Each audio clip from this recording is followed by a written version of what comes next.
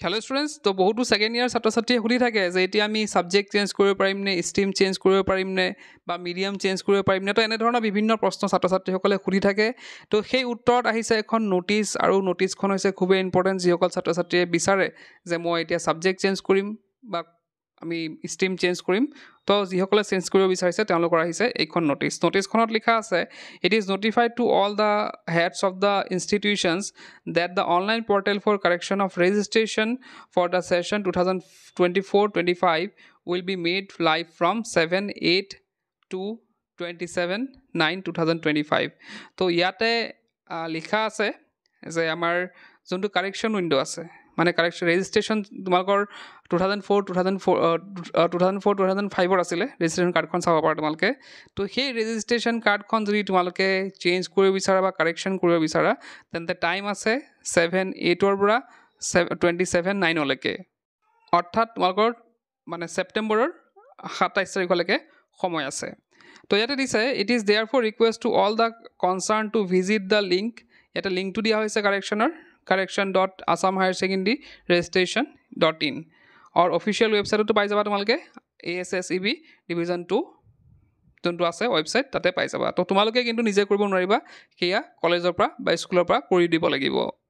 তাৰপিছত লিখিছে the applicable fee for online registration correction will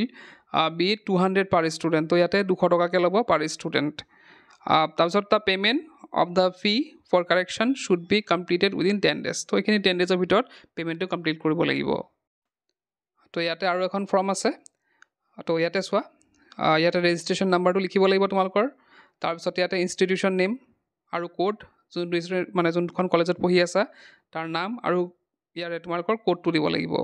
তাৰপিছত ফৰ ষ্ট্ৰীম কাৰেকশ্যন এতিয়া তোমালোকে ষ্ট্ৰীম যদি চেঞ্জ কৰিব বিচাৰিছা ইয়াতে চোৱা প্ৰিভিয়াছ ষ্ট্ৰীম ইয়াত দিব লাগিব আৰু stream to be corrected as আৰু কোনটো ষ্ট্ৰীম ল'ব বিচাৰা সেইটো ষ্ট্ৰীম ইয়াত দিব লাগিব তাৰপিছত চোৱা তলত যিসকলে ছাবজেক্ট চেঞ্জ কৰিব বিচাৰিছে তো ছাবজেক্ট এটা চোৱা ইয়াতে 1 2 3 4 5 6 টা দিয়া হৈ আছে তো কোনকেইটা ধৰা এক নম্বৰ তুমি পলিটিকেল চায়েন্স আছিলে তুমি ল'ব বিচাৰিছা ইকনমিক্স তো ইয়াতে লিখিব লাগিব পলিটিকেল চায়েন্স আৰু এইপিনে লিখিব লাগিব যোনটো নতুন ছাবজেক্ট ল'ব বিচাৰিছা ইকনমিক্স ইয়াত লিখিব লাগিব তো এনেদৰে তোমালোকৰ যদি দুটা ছাবজেক্ট ল'ব বিচাৰিছা তাৰ সলনি কি ল'ব বিচাৰিছা ৰাইট ছাইডে আৰু কোনটো আছিল আগত সেইটো লেফ্ট ছাইডে লিখিব লাগিব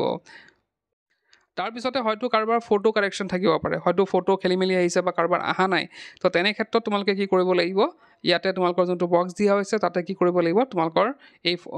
যোনটো ফটো আছে পাছপৰ্ট চাইজৰ সেই ফটো ইয়াতে লগাব লাগিব আৰু যদি তোমালোকৰ ছিগনেচাৰ অহা নাই বা ছিগনেচাৰ কিবা কাৰেকশ্যন কৰিবলগীয়া আছে তো তোমালোকে এই বক্সটোত তোমালোকে নিজৰ ছিগনেচাৰটো দিব লাগিব তাৰপিছতে তোমালোকে যদি মিডিয়াম চেঞ্জ কৰিব বিচাৰিছা মিডিয়াম কাৰেকশ্যন কৰিব বিচাৰিছা তো ইয়াতে লিখিব লাগিব তোমালোকৰ মিডিয়ামটো আৰু যদি তোমালোকৰ জেণ্ডাৰ কিবা খেলি মেলি হৈ আছে কাৰোবাৰ হয়তো মেলৰ জেগাত ফিমেল আহিছে বা ফিমেলৰ জেগাত মেল আহিছে তো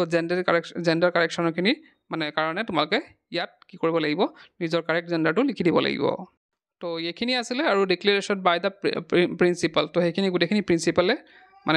গোটেইখিনি চাই চিতি তেওঁলোকে ছাবমিট কৰিব তো তোমালোকে নিজে কৰিব নোৱাৰিবা বহুতে সুধি থাকে যে আমি কৰিব পাৰিম নেকি নিজে কিন্তু নিজে কৰিব নোৱাৰিবা সেইটো কলেজৰ ফালৰ পৰাহে কৰিব পাৰিব তোমালোকৰ হাতত একো নাই তো এইখিনি আছিলে যদি কাৰেকশ্যন কৰাব আছে তোমালোকে সোনকালে কৰাই ল'বা তো আজি ভিডিঅ'ত শেষ কৰিলোঁ কি পইচা ইউ কেন লাৰ্ণ